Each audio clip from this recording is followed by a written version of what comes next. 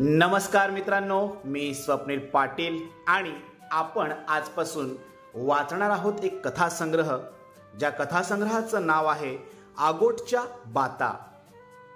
वाडा तालुक्यातील योगेश नंदा तुकाराम गोतारणे या तरुण लेखकाने कुणबी बोली भाषेमध्ये लिहिलेला हा कथासंग्रह आपल्याला नक्कीच आवडेल.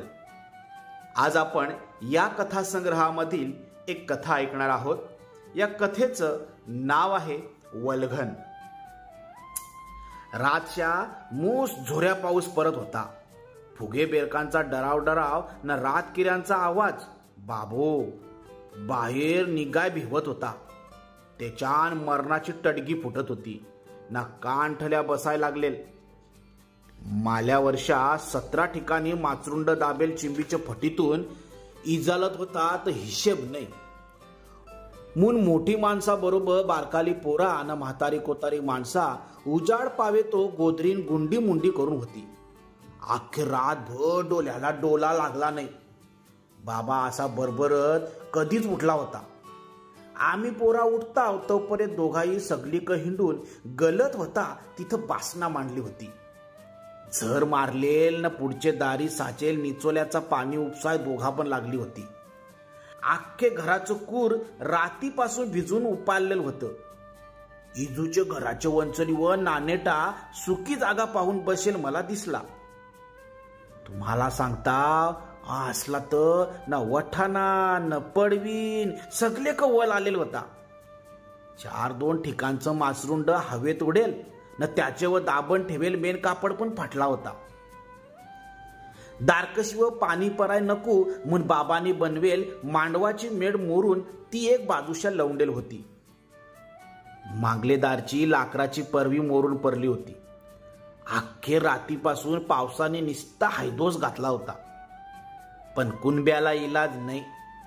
दर वर्षा निस्ता घरान खतारा तो असा उपसायचा, असा बरबरत बरबरत बाबांना आयाचा काम चालू होता. तवत उजाडाय नईक गेलेल आणतेदा न पांडू नाना रस्त्या वर्षात आवाज देत आमचे घरान घुसलं. अरे वल्गन लागली नईव, चला चला वल्गन माराय चला. पावसाचा पीरपीर परायचा काम चालूच होता. आता स्पष्ट बाहेरचा दिसायला लागेल. अख्खी शेत वल सलनल भरली होती. न गावातली लोका हाताला ज्या मिळल त्या झेन नईव मास माराय पलत होती. बाबाचा काम आटपतय तर बाले नाना हातान दारखीन घेऊन खांद्यावर पागेर टाकून आमचे वंचलीवर हजर झालता. काय र तुकादा, अरे आपू कवा निघायचा? लोका माशांची वजी झेन आली पण अजून आपू घरीच खोबलताव.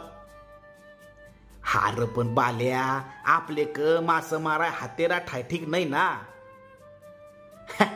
अरे मास माराय काय लागतंय? लांबे वैलीला थांबलो तरी वल्गन हाताशी धरू काय रे वग्या? माझे क पाऊन बालेनाना बोलला. माझा नाव घेतला न मला जुरुकसा बरा वाटला. नाहीतरी मियान पण मनानच वल्गनीला ये वर्षा हाट करून जायचा असा ठरवेल होता.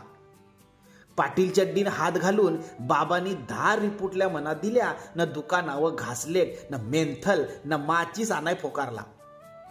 तोपर्यंत नानांनी बाबाला ना त्याला सिमेंटच्या पिशव्यांची खोल केली ना आमचे खोपाला आशेल गॅसबत्ती ठायठीक करून घेतली. पलिंदा बाबांनी बनवाय लावेल तर मी दुकानावर आलो. येत येत तर आईने भाकरीची चवर बांधाय घेतली होती.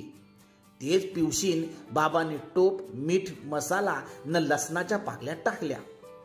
लेंडे वैलीला जायचा दोघांचा बेत पक्का झालाय याचा कानोसा घेतला. दोघं निघाय लागलं तर मी हलूच बोललो, बाबा मिहान येताव तुमचे बरोबर वल्गनीला.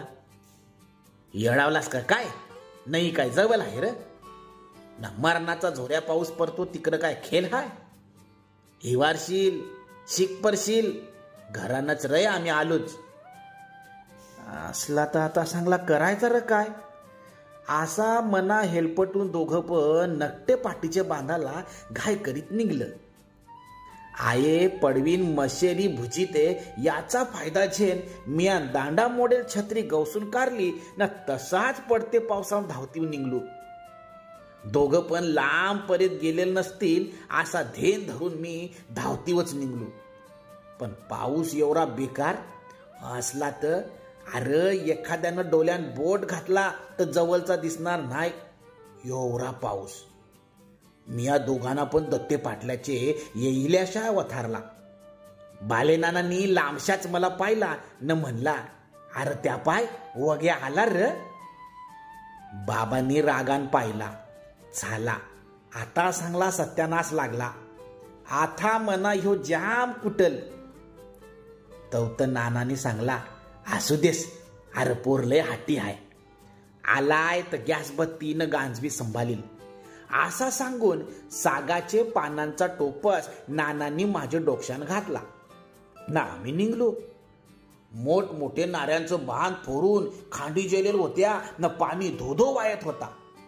म्हणून बाबांनी मला 2-3 ठिकाणच्या खांद्यावर हुकलून घेतला ना आम्ही पर्या ओलांडून नईच्या धसावर पोहोचलो.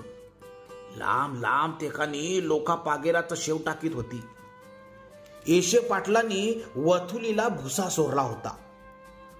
गल्यान गांजवी अरकवून गोरे तेलाचं 2 बुटीसांना मंदीत दोरी बांधून त्याच्यावर बसून त्यांनी भुसा चालवायला लावले. मला 10 वर्षापूर्वी मासा अरकले भुसा बुरा पटक झालेला दिसत होता. असला तो न त्या भुशान गुतलेल मास काराय सगळ्यांची अशी धांदल झालती मी हात पायतूच राहिलो. मना धसावच उभा करून बाबानं नाना पागाय पाण्यान उतरलं. तर मी जे ढुबाव उभा होतो त्याच्या बाजूंशा धो धो असा लेंडे वैलीचा पाणी नईक येऊन मिळत होता ना. ते पाण्यान चढाय माशांची ट्यावढवल लागली होती. बाब बाब बाब पाण्याचे धोतव उड्या मारीत मास चढणीला लागलं होतं.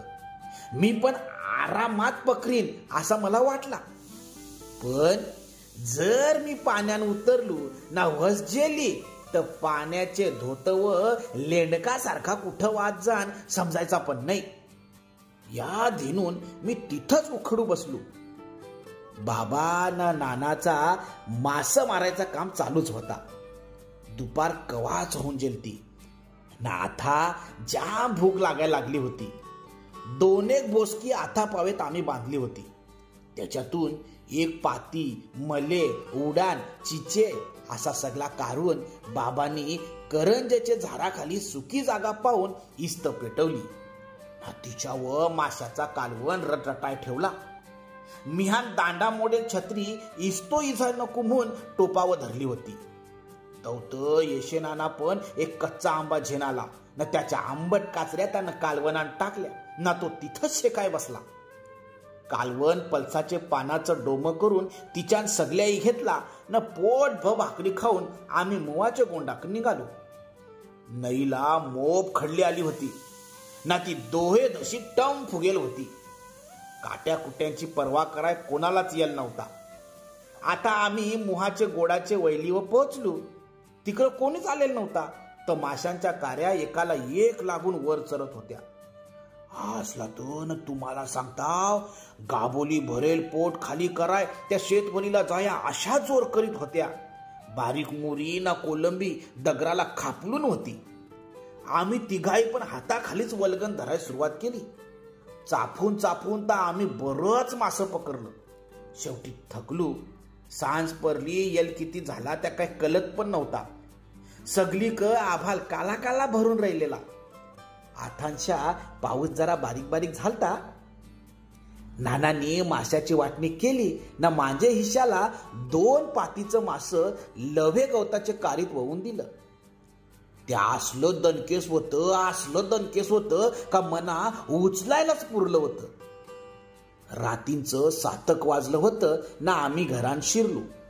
हिवारलेल होतो म्हणून आयनं पडवीन उपशेल हिवशेच पाण्यान आंघोली केल्या. जेवाय नकोच होता एवढा लुंगलू होतो. आखा दिस गार कथील पाणी डोकावरच्या झेतलेल म्हणून माझा अंग गरम व्हायला लागला ना आईला समजला वग्याला ताप आला. तिने बाबाला बरबरतच माझ्या डोक्यावर मीठ पाण्याने पट्टी ठेवली ना पायाचे तलव्यावर खोबरेल तेल घसायला लावला. मारो तुमची वलगन माझे पोऱ्याला पहिले उद्या दवाखान्यात न्या. ह्या ऐकतानाच मना झोप लागली कवा ते मना सुद्धा कळला नाही.